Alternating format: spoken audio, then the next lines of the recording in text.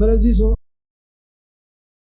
आज का जो पैगाम हम सुनने को है, बड़ा इंपॉर्टेंट पॉइंट जो आज मैं डिस्कस करने वाला हूं, जो हमारे मुआशरे में इब्लीस की तरफ से एक बड़ा ही फंदा और इंतहाई अहम और इंतहाई मौजू जो इस वक्त इस दुनिया में बहुत सारे लोगों को आग और गंधक से जलने वाली झील में, जहन्नम में लेकर जा रहा है। खुदा के मुकद्दस अहद की हिफाजत हमें करनी है। हालेलुया। और आज हम सीखेंगे ज़ना का फंदा, फॉर्निकेशन, अडल्ट्री। ये एक बड़ा ही आम लफ्ज़ है और अक्सर औक़ात हम बाइबल में भी पढ़ते हैं, सुनते भी हैं। अक्सर हमें इन तमाम चीज़ों की मालूमात होने के बावजूद भी हम इस आजमाइश में फंस जाते हैं। कुरान मुक़द्दस में अगर हम देखें, अब्रानियों 13वां बाब और उसकी 4थी आयत, वहाँ लिखा है, ब्याह करना सब में इज्जत की बात समझी जाए और बिस्तर बेदाग रहे, क्योंकि खुदा हरामकारों और जानियों की अदालत करेगा। किन की अदालत करेगा? किन की अदालत करेगा? हरामकारों और जानियों की अदालत करेगा। खुदा की अदालत उनके ऊपर मुकर्रर करता है। तो जरूरी इस बात को समझना है कि ज़नाकारी जो है ये एक फंदा है, ये एक ट्रैप है। ये सिर्फ एक अखलाकी मसला नहीं है, बल्कि एक रूहानी मसला है। ये स्पिरिचुअल बाउंड है। और ज़ना सिर्फ एक शख्स के खिलाफ गुनाह नहीं है, बल्कि खुदा के खिलाफ गुनाह है। ये खुदा के खिलाफ आप अपने ऊपर अदालत को लेकर आ जाते हैं और शादी के मुकद्दस अहद के खिलाफ गुनाह करते हैं, खानदान के खिलाफ गुनाह करते हैं, अपनी रूह और अपने ज़मीर के खिलाफ गुनाह करते हैं। आपको समझ आ रही मेरी बात की? ये आम चीज हमें नजर आती है, लेकिन इसके असरात जो हैं ये हमारी पुश्तों तक हमें सहने पड़ते हैं। और शादी इंसान की इजाद नहीं है। खुदा ने शादी को बनाया है, उसका खालिक खुदा है। शादी किसी हुकूमत या कानून का नहीं है मसला, बल्कि शादी किसी मुआशरे की रिवायत नहीं है। ये खुदा का बनाया हुआ कानून है, ये खुदा का बनाया हुआ असूल है, इसके ज़ाबते खुदा के हैं और शादी खुदा का मंसूबा है। इसलिए इब्लीस शुरू ही से शादी और ख़ानदान के ऊपर मुसलसल अटैक कर रहा है। मुसलसल हर रोज़ शादीशुदा जोड़े आपस में किसी ना किसी मसले से लड़ाई झगड़े और फसाद की जड़ के अंदर पड़े हुए हैं। ख़ानदान टूटते हैं, मुआशरे कमज़ोर हुए हैं। आज आप वेस्टर्न कल्चर में जाके देखें, जहां कोई फैमिली सिस्टम ही नहीं है, क्योंकि वहां ज़नाकारी और हरामकारी का राज है। जानवरों की सी जिंदगी जी रहे हैं, खुदा का कोई कानून फॉलो ही नहीं करते हैं। मेरे अजीजों, खुदा के कलाम में पैदाइश 2 बाब उसकी 24वीं आयत में लिखा है, इस सबब से मर्द अपने माँ बाप को छोड़ेगा और अपनी बीवी से मिला रहेगा, वो दोनों एक तन होंगे।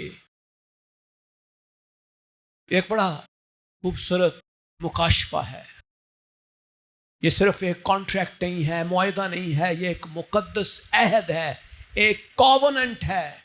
और जब हम ज़नाकारी में पढ़ते हैं तो वो सिर्फ एक शरीक हयात से बेवफाई नहीं होती, बल्कि हम खुदा के कानून को तोड़ते हैं, हम खुदा के अहद को तोड़ते हैं, हम आपस में किए हुए अहद को भी तोड़ देते हैं।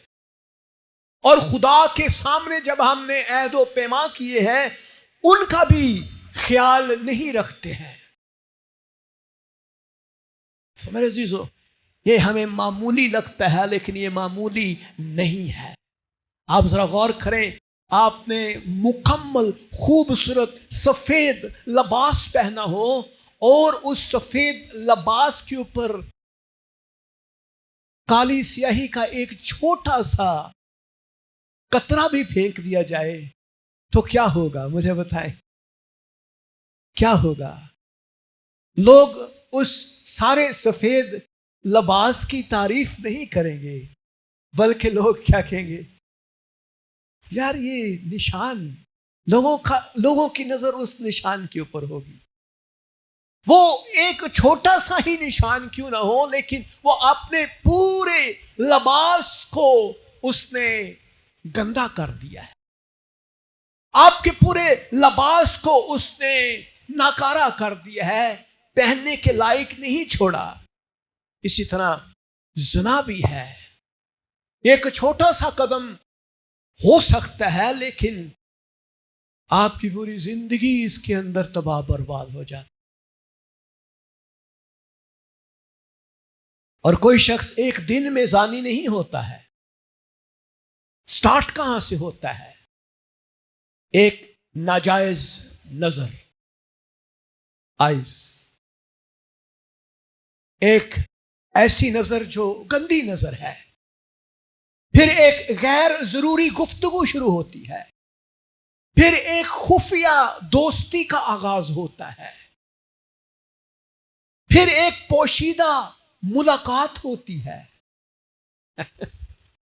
और आखिर में गुनाह होता है। और इसलिए शैतान हमेशा आपको कहता है समझौता करना जरूरी है। कहां से स्टार्ट होता है? एक नजर, एक नाजायज नजर, एक ऐसी नजर जो अबलीस की नजर है। और फिर एक गैर जरूरी गुफ्तगू है जिसका कोई वजूद नहीं है, कोई ऐसा उसकी जरूरत नहीं है उस गुफ्तगू की। बिला वजह गुफ्तगू, बिला वजह बैठे रहना, बिला वजह वक्त देना किसी ऐसे शख्स को जो आपको जानता नहीं है, जिससे आपकी अज़दवाजी ताल्लुकात खराब हो सकते हैं। और फिर एक खुफिया दोस्ती शुरू हो जाती है, किसी को पता नहीं लगना चाहिए साड़ी दोस्ती दा, मोबाइल ते रहती है। फिर एक पोशीदा मुलाकात होती है और उसके बाद गुनाह शुरू हो जाता है। मेरे अजीजों, मैं रियलिटी बयान कर रहा हूं, ये आज इस दुनिया का एक अलमनाक हकीकत है। ये अलमिया है जिसको हम इग्नोर नहीं कर सकते हैं। अबलीस हमारे स्टेटस को खराब करना चाहता, अबलीस हमारी उस पोशाक को जो खुदा ने हमें दी है, जो सफेद है, जो इंतहाई खूबसूरत है, जो मुकम्मल है, कामिल है, जो जोरावर पोशाक है, वो उसके ऊपर अपनी गंदगी का धब्बा फेंकना चाहता है। ज़ना जो है अमल से पहले दिल से शुरू होता है। Start from your heart. इसका ताल्लुक आपके दिल से है। इसलिए खुदा यीशु मसीह ने मत्ती 5:27 में कहा, तुम सुन चुके हो कि कहा गया था ज़ना ना करना, लेकिन मैं तुमसे यह कहता हूं, जिस किसी ने बुरी ख्वाहिश से किसी औरत पर निगाह की, वो अपने दिल में उसके साथ ज़ना कर चुका। That Jesus has said. यीशु मसीह क्या कह रहे हैं? खुदा का बर्रा यीशु जो है, उसकी तालीम जरा गौर से सुनिए कि हमारी मसीहत में पाकीज़गी का अमल और दखल कितना ही इंपॉर्टेंट है। खुदावंद यीशु मसीह ने हमें ये सिखाया है, ज़िना सिर्फ जिस्म का गुनाह नहीं है बल्कि ये दिल से शुरू होता है और दिल जो है वो गुनहगार होता है। ये दिल से स्टार्ट होता है और दुनिया ये कहती है नहीं नहीं, ਜਦੋਂ ਤੁਸੀਂ कोई एक्शन नहीं कर लेंदे उदों तक ਤੁਸੀਂ ज़िना नहीं कर दे। दुनिया तो आपको ये कहती है, किताबें यही बताती हैं, भाई कोई बात नहीं, सोच विचार करना कोई गुनाह नहीं है, किसी के बारे में सोचना ही है ना। लेकिन सोच जो है वही गुनाह है। आपका दिल जो है ये खुदा के साथ कनेक्टेड है, आपका दिल जो है ये खुदा और उसकी हजूरी को आपके अंदर लेकर आता है। आपका दिल जो है ये खुदा के साथ मुंसलिक होगा तो आप खुदा की बरकत पाएंगे। दिल ही से सारी चीजों का आगाज हो रहा है। दुनिया आपको कहती नहीं कोई मसला नहीं है, लेकिन खुदावंद यीशु मसीह फरमाते हैं गुनाह दिल से ही पैदा हो जाता है। इसलिए मेरे अजीजों, अपने दिल को पाक करने की जरूरत है, अपनी आंखों को पाक करने की जरूरत है। गुनाह का सफर एकदम से नहीं होता है। हर ज़ना करने वाला एक रास्ते से गुजरता है और सबसे पहला स्टेप होता है ख्वाहिश पैदा होती है। खुदा के कलाम में भी यही है। उसके बाद एक गलत सोच पैदा होती है, एक खुफिया ताल्लुक डेवलप किया जाता है क्योंकि ख्वाहिश पैदा हो गई है। फिर जज्बाती वाबस्तगी होती है, इमोशनल कनेक्शन डेवलप होता है। इमोशनल कनेक्शन, मुझे मोहब्बत हो गई है, मुझे प्यार हो गया है। जज्बाती वाबस्तगी पैदा होती है और उसके बाद जिस्मानी तौर पर गुनाह पैदा होता है। मैं सही कह रहा हूं कि नहीं? जो मैं गलत कह रहा हूं मैंने तुसी टोक सकते भाई साहब तुसी गलत कह रहे हो। मेरे अजीजों, खुदा के कलाम में यकूब पहला बाब उसकी 14वीं आयत में लिखा है, हाँ हर शख्स अपनी ही ख्वाहिशों में खींचकर फंसकर आजमाया जाता है, फिर ख्वाहिश जो है वो हामला होती है और गुनाह को जनती है और गुनाह जब बढ़ चुका तो मौत पैदा करता है। क्या पैदा करता है? मेरे अजीजों, आपकी बरकत को इब्लीस हर रोज चुराना चाहता है। जो आपके पास बरकत है उसको चुराना चाहता है। आपका जो मुआशरे में घर में इज्जत एहतराम है उसको हर रोज इब्लीस चुराना चाहता है। हर रोज इब्लीस चाहता है कि आपकी बरकत, आपकी कुव्वत, आपकी सेहत, आपके घरेलू मामलात, आपका अमन जो है, सुकून, इत्मीनान, वो चुराना चाहता है। वो ये चाहता है कि किसी ना किसी तरह से इसके घर में लड़ाई झगड़ा पैदा हो जाए, इसके बीवी, इसका खामद इसके साथ रहना पसंद ना करे।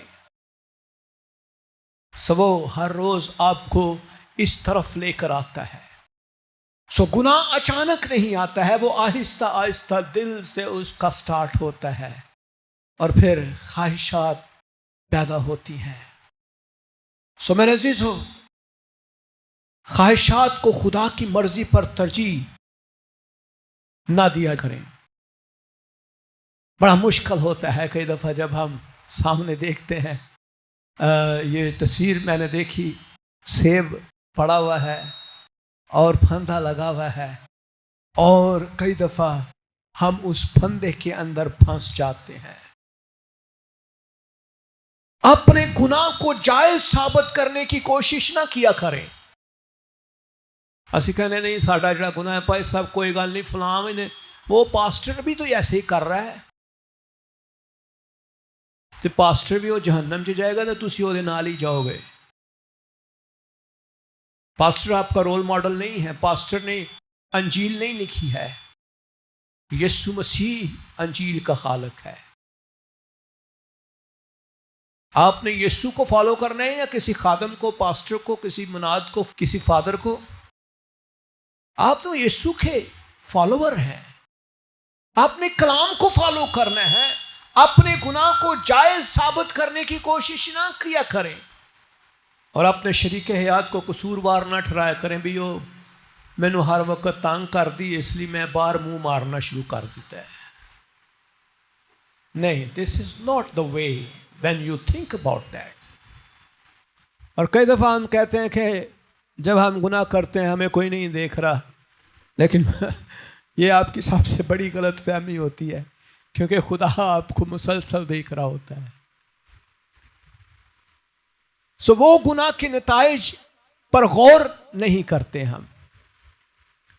हम इसके लॉन्ग टर्म कॉन्सिक्वेंसेस के ऊपर गौर नहीं करते।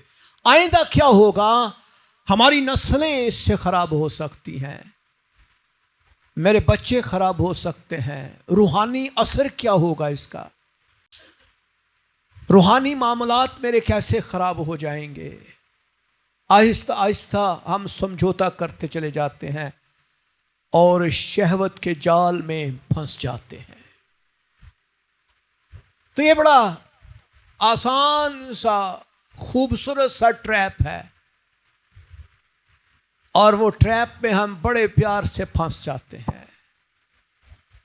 मेरे अजीजों, खुदा हमें बार बार तलकीन कर रहा है, बार बार। आप जरा गौर करें, समुंदर में जहाज चलते हैं, क्या वो डूब जाते हैं? मुझे बताएं। समुंदर में हजारों जहाज चल रहे हैं, क्या वो डूब जाते हैं? पानी उनके चारों तरफ है, वो पानी के अंदर हैं, पानी से घिरे हुए हैं, चारों तरफ पानी ही पानी है, लेकिन डूबने की वजह क्या है? जब उस जहाज में एक सुराख होता है, जहाज में सुराख होता है और पानी जो बाहर है वो पानी अंदर आना शुरू हो जाता है, और जब पानी अंदर आता है तब जहाज डूब जाता है। आजमाइशें आपको गिरा नहीं सकती हैं, दुनिया इन आजमाइशों से भरी हुई है। हम आजमाइशों के समुंदर में हैं।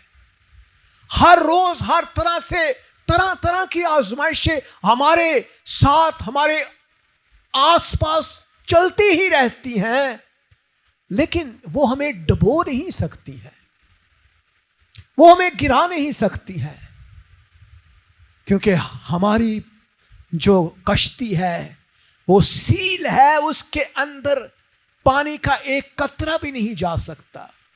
कोई रखना ऐसा है ही नहीं जहां से पानी अंदर जाए। लेकिन जो ही आप उसमें छेद करना शुरू कर देते हैं, आप अपने आप को ही डिस्ट्रॉय कर देते हैं। तो ये ईमानदारों की हालत भी यही है। हम सब आजमाइश से घिरे हुए हैं मेरे अजीजों, इसलिए हमेशा याद रखें। इमसाल 4 बाब उसकी 23वीं आयत में लिखा है, अपने दिल की खूब हिफाजत कर, क्योंकि जिंदगी का सरचश्मा वही है। दिल नू आवारा ना छड़ दियो। साडा दिल आवारा है, सारा दिन आवारा फिरदा रहंदा है।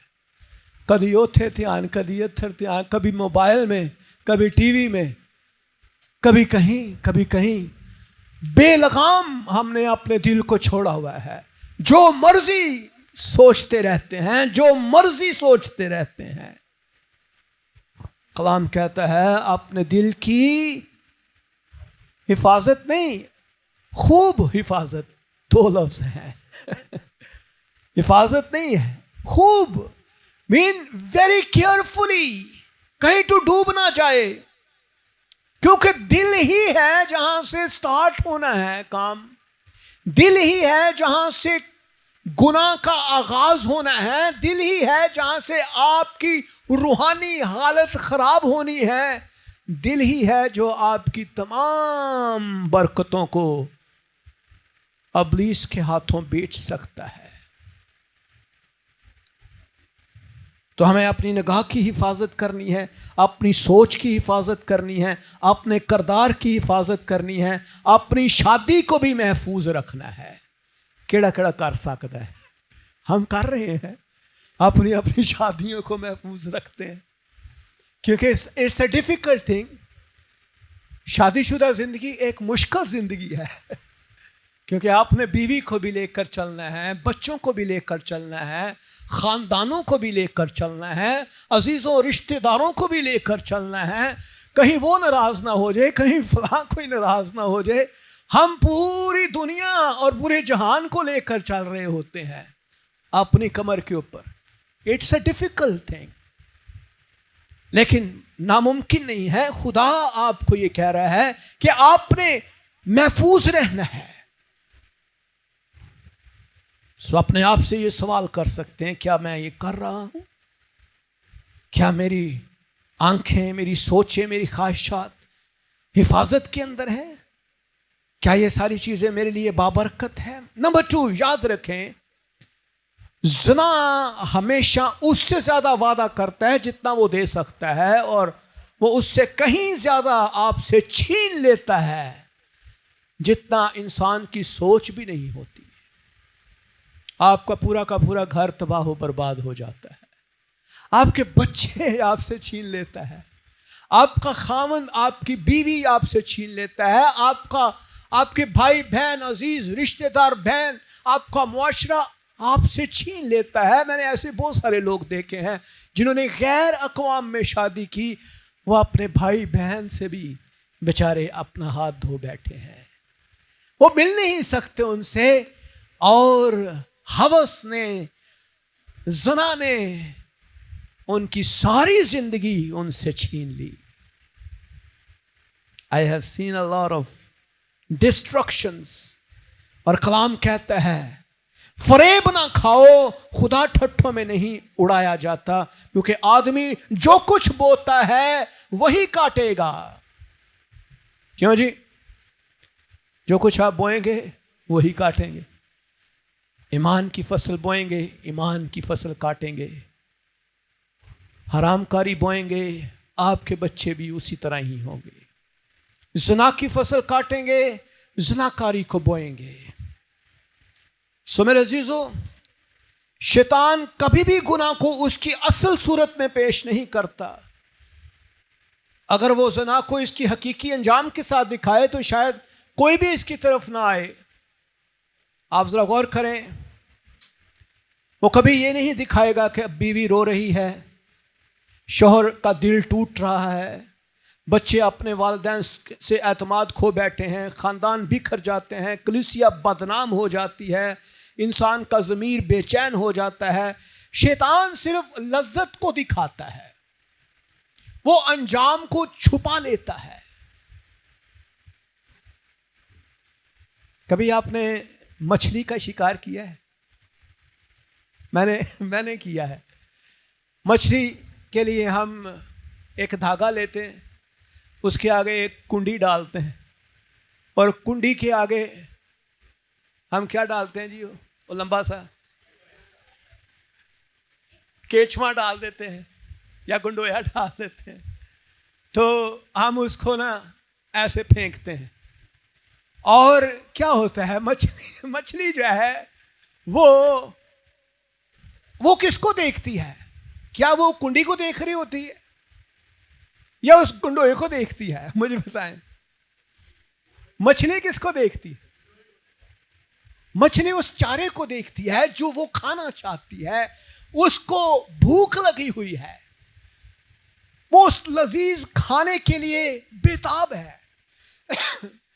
वो चाहती है कि मैं फौरन उस खाने को खा लूं, बस बाकी जाए जो मर्जी, कुछ भी हो जाए, मुझे वो खाना खाना है। लेकिन अल्टीमेटली क्या होता है, जो ही वो उस चारे को खाती है और उसको पता नहीं होता कि उसके अंदर कुंडी है, और वो कुंडी उसके अंदर फंस जाती है और शिकारी उसको फौरन से ऊपर खींच लेता है। और वो क्या होता है, वो खाने की बजाय दूसरों का खाना बन जाती है। ऐसे ही सो कभी कभी हम भी अपनी लज्जतों के पीछे भागते भागते दूसरों का खाना बन जाते हैं, अबलीस का खाना बन जाते हैं। अबलीस हमें ऐसे ही दिखाता है। अबलीस हमें गुनाह की असल सूरत नहीं दिखाता, बल्कि वो हमें खूबसूरत चीजें दिखाता है। वो कहता है भाई ये देख, ये ऐसे हो जाएगा, ये ऐसे हो जाएगा, फलां चीज ऐसे हो जाएगी, ये ऐसे हो सकता है। सो ज़िना के झूठे वादे हैं। शैतान हमेशा कहता है कोई नहीं जानेगा, किसी को पता ही नहीं होगा। और इमसाल की किताब में लिखा है, इमसाल 10 बाब 9वीं आयत में, रास्तरो बेखटके चलता है, लेकिन जो काजरोई करता है जाहिर हो जाएगा। काजरोई करने वाला जाहिर हो जाएगा। जो भी गुनाह आप करते हैं वो किसी न किसी वक्त में जाहिर हो जाते हैं। इसलिए गुनाह को नहीं रोक सकते, आप छुपा नहीं सकते हैं। खुदा तो देख ही रहा है, लेकिन एक ना एक दिन लोग भी इसको जानना शुरू हो जाते हैं। और कलाम ये कहता है काजरोई करता है जाहिर हो जाएगा। गुनाह ज्यादा देर तक छुप नहीं सकता। शायद लोग ना देखें, लेकिन खुदा हमेशा देखता है। अबलीस आपको ये कहता है तुम इससे खुश हो जाओगे, तुम्हारी खुशी, तुम्हारी लज्जत तो पूरी हो जाएगी, लेकिन गुनाह खुशी तो देता है, वक्ती तौर पर आपको खुशी होती है। फिर क्या होता है? खौफ। क्या होता है? खौफ। अबलीस ने आपको एक मौका दिया, आप अबलीस के कहने के मुताबिक आपने वो कर तो लिया, वक्ती लज्जत, लेकिन उसके बाद खौफ आपके ऊपर तारी हो जाता है, शर्मिंदगी आपके ऊपर तारी हो जाती है, बेचैनी आपके अंदर रहती है, ज़मीर आपको हर रोज मलामत करता रहता है, रूहानी कमजोरी वाक़या हो जाती है। और फिर आप आहिस्ता आहिस्ता दुआ करने से भी दूर हो जाते हैं, कलाम से भी दूर हो जाते हैं, खादमों के पास बैठना भी पसंद नहीं करते, खुदा के पास भी आना पसंद नहीं करते। और फिर क्या होता है? अबलीस आपको जहन्नम की आग में ले जाता है। ऐसा ही है, ऐसे ही है। सो अब्रानियों 11:25 में लिखा है, इसलिए कि उसने गुनाह का चंद रोजा लुत्फ उठाने की निस्बत खुदा की हिम्मत के साथ बदसलूकी बर्दाश्त करना ज्यादा पसंद की। मूसा के ताल्लुक से बयान किया गया है कि वो चंद रोजा लुत्फ लेने से बेहतर है कि मैं खुदा के जलाल और उसकी हजूरी और उसके साथ मजबूत ईमान में खड़ा रहूं। मेरी इज्जत इसी में है, मेरा एहतराम इसी में है। खुदा भी खुश है, इंसान भी खुश है। लेकिन मेरे अजीजों, आज हम इन चीजों को मामूली देखते हैं। गुनाह की खुशी हमेशा आरजी होती है, लेकिन इसका नुकसान जो है ये कई सालों तक और कई पुश्तों तक हमें झुकाना पड़ता है। मेरे अजीजों, इब्लीस इससे नुकसान को वो कहता है ये झूठ है, लेकिन एक शख्स का गुनाह पूरे खानदान को मुतासर करता है, पूरे खानदान को। आपके पास बेशुमार मिसालें हैं।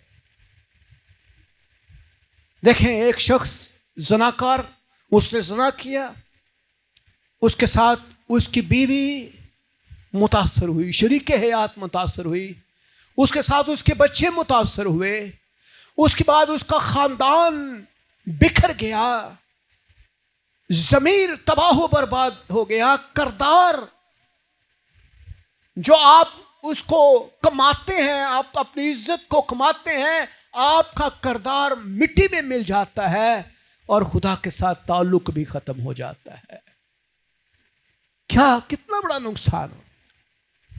लेकिन हम इस नुकसान को छुपाना शुरू कर देते हैं। ये चीजें छुपती नहीं है मेरे अजीजों। ज़ना आपकी बहुत सारी चीजें छीन लेता है, ये बिल्कुल ऐसे है जैसे आप एक शीशे की मानद है, एतमाद छीन लेता है। बीवी का खामंद के ऊपर एतमाद और खामंद का बीवी के ऊपर एतमाद छीन लेता है। ये शीशे की मानद है, शीशा तो टूट जाता है। शायद आपको उस ग्लू के साथ जोड़ भी ले, शीशा जुड़ भी जाता है, लेकिन क्या उसके अंदर के निशान खत्म हो जाते हैं? मुझे बताएं, क्या उसके अंदर छोटे छोटे निशान कभी खत्म नहीं हो सकते हैं? वो खत्म हो ही नहीं सकते हैं, क्योंकि वो दरारें जो हैं, जो पैदा हो गई हैं, हम भूल जाएंगे, बच्चे भूल जाएंगे, लेकिन वो दरारें कभी ना कभी हमेशा सामने हमें नजर आती ही रहेंगी। जब भी आप अपने किरदार पर देखेंगे, आपकी बीवी, आपका खामन, जब भी कोई बात होगी, आपके बारे में ये बात जरूर की जाएगी, आपने फलां सन में फलां काम ये किया था। क्योंकि मुस्तकबिल खराब होता है। बच्चे सिर्फ वालिदैन की बातें नहीं सुनते हैं, उनकी जिंदगी भी मुतासर होती है। जब खानदान टूटता है, बच्चों की शख्सियत भी मुतासर हो जाती है। बच्चे बिखर जाते हैं, लावारिस हो जाते हैं, बेयारो मददगार हैं, यतीम हो जाते हैं और फिर दर बदर ठोकरें खाते रहते हैं, क्योंकि एक सोच ने आपका पूरा घर तबाह कर दिया और वो दिल से स्टार्ट हुई। सो मेरे अजीजों, इंसान का ज़मीर जो है वो मुलामत करता है।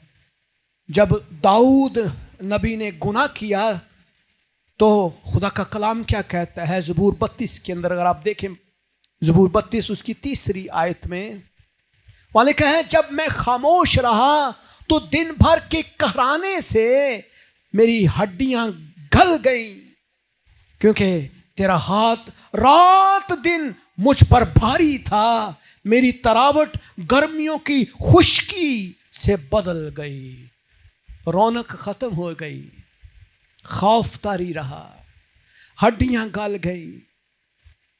तेरा हाथ रात दिन मुझ पर भारी था। सो मेरे अजीजों, गुनाह पहले तो आपको खुशी देता है, लेकिन फिर सुकून को छीन लेता है आपसे। रूहानी कुव्वत खत्म हो जाती है। गुनाह इंसान को कमजोर बना देता है। दुआ में दिल ही नहीं लगता, बाइबल पढ़ने का शौक खत्म हो जाता है, चर्च आने की लज्जत खत्म हो जाती है, इबादत एक बोझ लगना शुरू हो जाती है। हम सोचते हैं दुआ, यार दुआ जदों भी करिए पता नहीं एक बोझ सा आ जाता है, दुआ करने का दिल नहीं करता, इबादत बोझ लगना शुरू हो जाती है और ज़मीर आपको मलामत करता रहता है, खुदा की बरकत भी छीन जाती है। सो मेरे अजीजों, गौर से सुने इमसाल 11:3 में क्या लिखा है? रास्तबाजों की रास्ती उनकी रहनुमाई हो गई, लेकिन दगाबाज की कजरवी उनको बर्बाद करेगी। दगाबाज की कजरवी उनको बर्बाद करेगी। सो जब इंसान गुनाह में रहता है तो वो अपनी ज़िंदगी से खुदा की बरकतों को दूर कर देता है, खुदा की बरकतें दूर होती चली जाती हैं। ये बिल्कुल ऐसे ही है जैसे आप दीमक को देखते हैं। अच्छा, दीमक की खसलत देखिए, दीमक ज़ाहिर नहीं होती है लेकिन अंदर से खाती रहती है, अंदर से। जो ही हम एक या दो कीड़े दीमक के देखते हैं, हम कहते हैं छोड़ो यार, ये एक दो कीड़े ही हैं, कोई बात नहीं। लेकिन थोड़ी ही देर के बाद आप उस लकड़ी को हाथ लगाएं, आपका पूरा हाथ उस लकड़ी के अंदर ही चला जाता है, क्योंकि अंदर से दीमक सारी लकड़ी को खा जाती है। ज़ाहरी पेंट नजर आएगा, खूबसूरत लकड़ी भी नजर आ रही है, लेकिन अंदर से वो खोखली हो चुकी है। सो मेरे अजीजों, ज़नाकारी भी ऐसे ही है,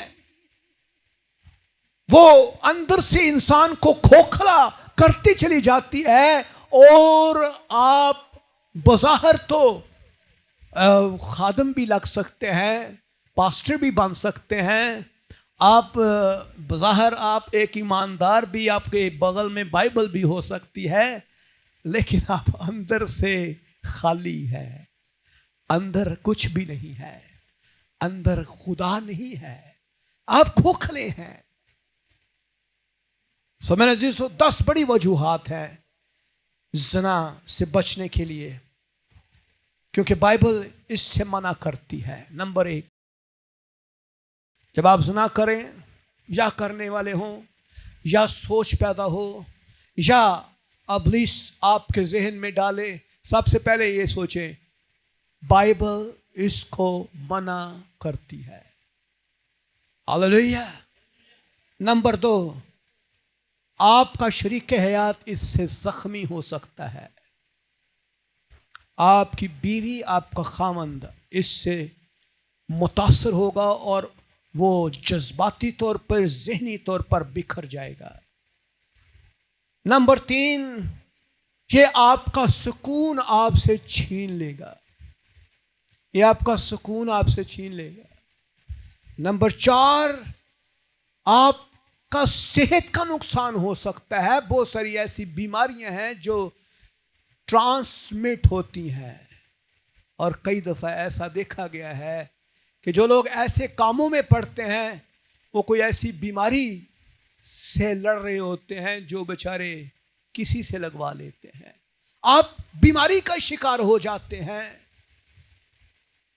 और फिर क्या होता है, मुस्तकबिल की बरकतें भी मुतासर हो जाती हैं, आपकी जिंदगी बर्बाद हो जाती है, आपकी बरकत खत्म हो जाती है। करदार और दयानतदारी को भी तबाह कर देता है। आपके कैरेक्टर को के ऊपर एक धब्बा लग जाता है। यार वो लड़की, वो औरत, या वो मर्द, या वो शख्स, वो तो कैरेक्टरलेस इंसान है, उसका कैरेक्टर ही खराब है। आप अपने रिश्तेदारों में, अजीजों में, बहनों और भाइयों में, मुआशरे में, मोहल्ले में आपका किरदार जो है अच्छा नहीं है। आप दूसरों की नजर में कमतर हो जाते हैं, लोग आपको तरजीह नहीं देते, इज्जत नहीं देंगे, और आपके बच्चे आपसे खो जाते हैं। पहले आपके बच्चे आपसे प्यार करते थे, आपको अपना हीरो मानते थे, आपको अपना रोल मॉडल कहते थे। अब कहेंगे नहीं, ये मेरे पापा या मेरी मामा जो है ये अच्छी औरत नहीं है, अच्छी बीवी या अच्छा खावंद नहीं है। आपका ज़मीर आपको हमेशा मलामत करता रहेगा, यार ये मैंने क्या गलत काम किया है। आपकी इज्जत और आपका एतबार ख़त्म हो जाता है लोगों पर से। लोग आप पर ट्रस्ट नहीं करे, आपका खावंद आप पे ट्रस्ट नहीं करेगा, आपकी बीवी आप पे ट्रस्ट नहीं करेगी, और खुदा इस गुनाह से नफरत करता है। खुदा को नफरत है। सो मेरे अजीजों, आज आप अपने आप से पूछें, क्या मेरी जिंदगी में कोई खुफिया ताल्लुक तो नहीं है जिनमें सिर्फ अपने मोबाइल च रखा होया है, और ਉਹਦੇ ਉੱਤੇ पासवर्ड भी ऐसा लाया कि बुढ़ी के सामने भी खोलो तो बेचारी वो लभदी रहती कि इंज किंज कीता सी, इंज करके फिर इंज। बेगम कहती दोबारा करना जरा। कभी कभी खुफिया ताल्लुक हमारी जिंदगी में ऐसे होते हैं जिनको हम छुपा के रखते हैं। कोई ऐसा खुफिया ताल्लुक तो नहीं है जिसको आप छुपा रहे हैं। आप देखें मेरे घर में क्या इससे कोई जज्बाती नुकसान तो नहीं होगा, क्या गुनाह तो नहीं हो रहा। आप गुनाह को छोटा समझ रही हैं, लेकिन इससे बड़े नुकसान हो सकते हैं, क्योंकि गुनाह से वापस आना आसान है, लेकिन उसके नताइज को मिटाना आसान नहीं है। एक दफा धब्बा लग गया, वो लग गया, उससे बाद तुसी उन्हें भावें जो मर्जी करते रहो, लोगों ने तुहानू ओहदे नाल ही याद करना है। वो बंदा जो भी तुसी वो अच्छा वो वाला, उन्होंने स्टोरी वही याद रखनी, भावें वो बेचारा जिन्नियां मर्जी दुआवां करन दे बाद बास भी आ गया है, दुआ भी कर रहा है, सही भी हो गया है, लेकिन लोगों ने कहना यार वो अच्छा अच्छा अच्छा वो मैनू पता चल गया जिहदे बारे दस। सो निताहिज जो है ना, उसको मिटाना आसान नहीं होता। सो हमेशा याद रखें, इब्लीस आपको सिर्फ चारा दिखाता है, कांटा नहीं दिखाता है, कांटा पीछे भी। और खुदा आपको पहले कांटा दिखाता है, ओ भाई कंडा ये दे विच, पीछे हो जा, पीछे हो जा, अपने आप को महफूज कर ले। सो मेरे अजीजों, कलाम कहता है मिसाल 6:32 में, जो किसी औरत से ज़ना करता है वो बेअक्ल है, वही ऐसा करता है जो अपनी जान को हलाक करना चाहता है। बेजोश मारना चाहता है वो इंज करता है। सच्ची तौबा बहाली और शिफा को पैदा करती है। मेरे अजीजों, जब मैं ये पैगाम तैयार कर रहा था तो मैं इस पॉइंट के ऊपर मेरे आंसू आ गए। मैंने कहा, खुदावन तो कैसा अजीम खुदा है। कलाम में लिखा है याकूब 5:16, तुमने ज़मीन पर ऐशो इशरत की और मज़े उड़ाए, तुमने अपने दिलों को ज़िबा के दिन मोटा ताज़ा किया। मेरे अजीज़ों, अगर कोई शख्स ज़ना के गुनाह में गिर चुका है तो क्या उसके लिए उम्मीद बाकी है? क्या खुदा ऐसे शख्स को माफ़ कर सकता है? क्या टूटा हुआ घर दोबारा से जुड़ सकता है? जवाब क्या है? जवाब हाँ है। जवाब हाँ है। खुदा आपके घर को दोबारा से बहाल कर सकता है, रिस्टोर कर सकता है। खुदा आपको तमाम तरह की बुरी आदतों से छुटकारा दे सकता है। अगर गुनाह बड़ा है तो खुदा का फजल उससे भी बड़ा है। हालेलुया। अगर गुनाह बड़ा है तो खुदा का फजल उससे भी बड़ा है। खुदा का दिल बहुत बड़ा है। लेकिन याद रखें मेरे अजीजों, माफ़ी मुफ्त है मगर सच्ची तौबा के बगैर नहीं। जब तक तुसी तौबा नहीं करोगे माफ़ी मुमकिन नहीं। खुदा सिर्फ आंसू नहीं देख रहा है, वो बदला हुआ दिल देखता है आपका। क्या ताड़ा दिल बदल गया वे कि नहीं बदलिया? माफ़ी तो मुफ्त है लेकिन सच्ची तौबा के बगैर नहीं है। इसलिए मेरे अजीजों, कलाम कहता है शिकस्ता रूह खुदा की कुर्बानी है। आए खुदा, तू शिकस्ता और खस्ता दिल को हकीर ना जानेगा। सच्ची तौबा, बहुत से लोग माजरत तो करते हैं लेकिन तौबा नहीं करते हैं। कुछ लोग पकड़े जाने से शर्मिंदा भी होते हैं लेकिन गुनाह को नहीं छोड़ते हैं। फर्क समझना जरूरी है। तौबा सही वाली करनी है, बाज़ान है। दुनिया जो है आपको खूबसूरत पहलू देती है।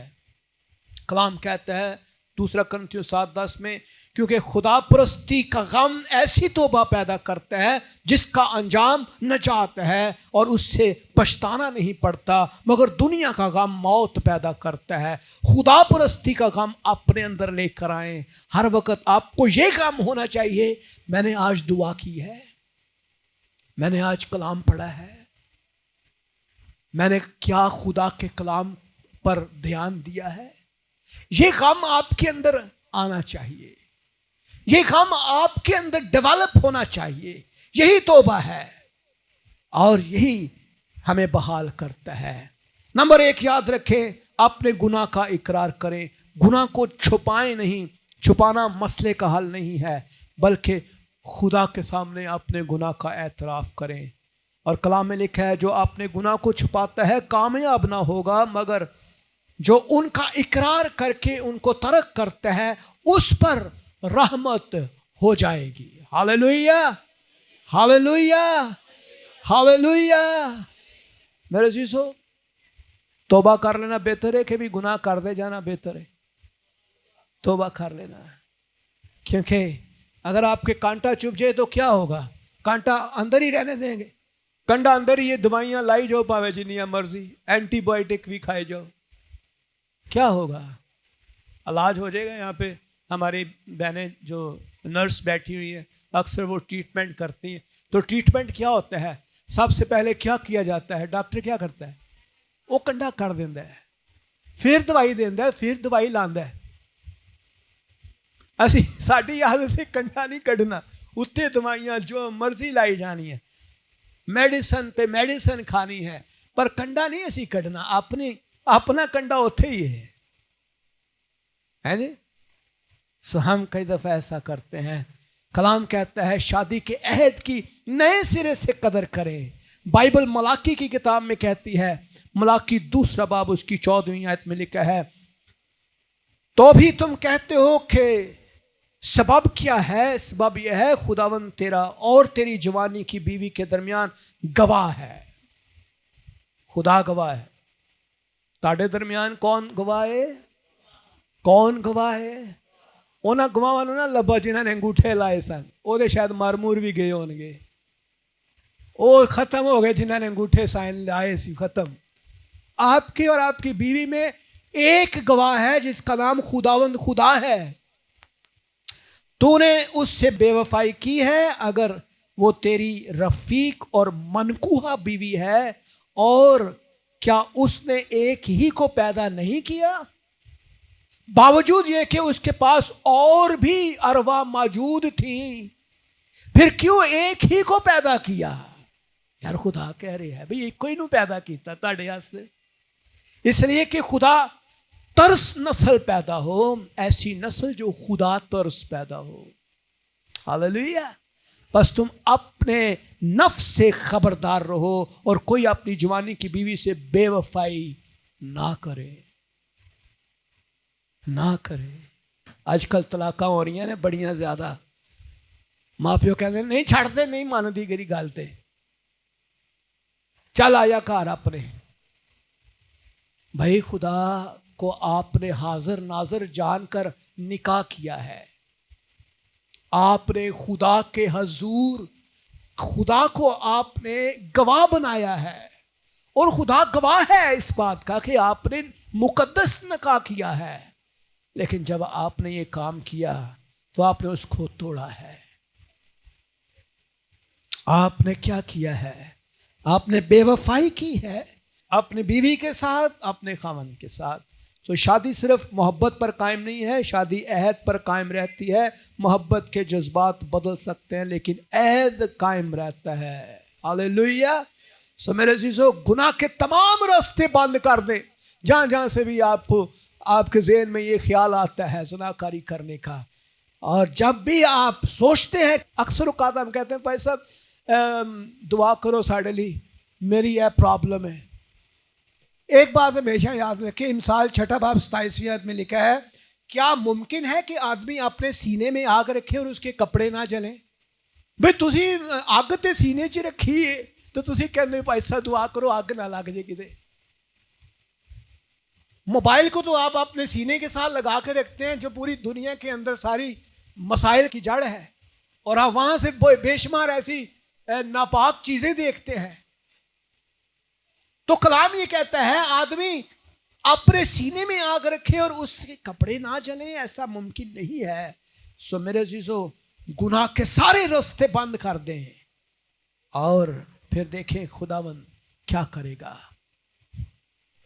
अक्लमंद लोग जब गैस चल रही होती है तो गैस की खुशबू देख के क्या करते हैं? सबसे पहले अक्लमंदी यह है कि आप फौरन से गैस जहां से चल रही है फौरन उसको बंद करें, ताकि खुदा ना खास्ता नुकसान ना हो। समझ अजीजों, हमें क्या करना है? अपनी सोच को बदलना है। कलाम में लिखा है जितनी बातें सच हैं, जितनी बातें शराफत की हैं, वाजिब हैं, पाक हैं, पसंदीदा हैं, दिलकश हैं, नेकी और तारीफ की बातें हैं, उन पर गौर करना है। Hallelujah, hallelujah. जो बातें मैंने की हैं वो कलाम में से ही की हैं, मैंने अपनी तरफ से कोई बात नहीं की है। और ये मामलात हमारी ज़िंदगी में आज हर रोज़ बढ़ते चले जा रहे हैं, क्योंकि दुनिया में इब्लीस हर रोज़ गंद फेंक रहा है, लोग नौजवानों को, बेटों को, बेटियों को हर रोज़ तबाह कर रहा है। नौजवान बच्चों की बजाय बुढ़े ज्यादा बेचारे एक्टिव होए ने, उन्होंने संभालना मुश्किल होया है। मैं कभी कभी बुजुर्ग लोगों को देखता हूं उनकी बातें सुन के मुझे बड़ी हैरत होती है कि बाबा जी तुसी किस पासे लग गए। तो आज का मुआशरा जो है ये बड़ी जो है उसके अंदर हमें मोहतात रहने की जरूरत है, एक्टिव रहने की, हर रोज खुदा पर इन्हसार करने की जरूरत है, क्योंकि ये जंग एक दिन की जंग नहीं है, ये हर रोज हर दिन नई जंग है। हालेलुया। सो आए मेरे अजीजों, हम सब खड़े हो जाएं, अपने आप को तैयार करें।